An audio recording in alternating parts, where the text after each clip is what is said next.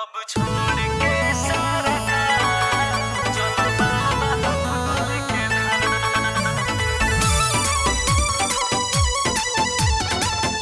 Music by Aditya Mishra.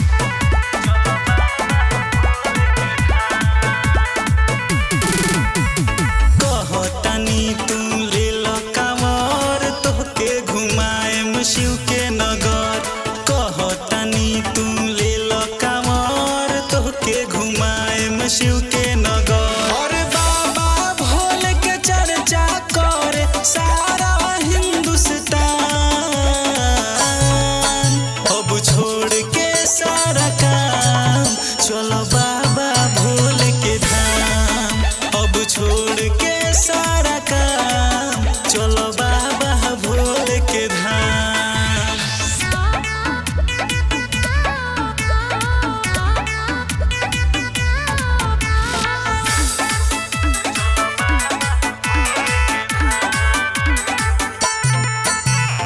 बाबा के धाम जाके करी हो गुहार हो, भर जाए खुशिया से अंगना दुआर हो। बाबा के धाम जाके करी हो गुहार हो, भर जाए खुशिया से अंगना दुआर हो। उनकर महिमा सबसे अलग बा, जाने दुनिया जहान।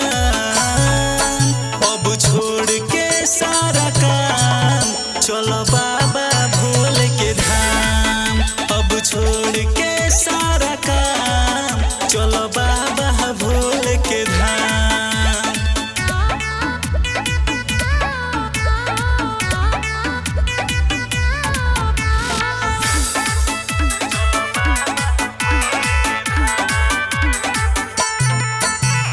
चढ़ेला बाबा के भंगिया धतुर हो, धरी है जल राहुल दीपक जरूर हो।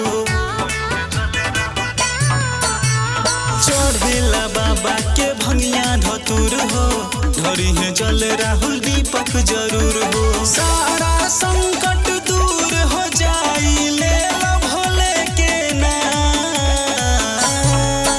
अब छोड़ के सारा काम चलो बाबा भोले के धाम। अब छोड़ के सारा काम चलो बाबा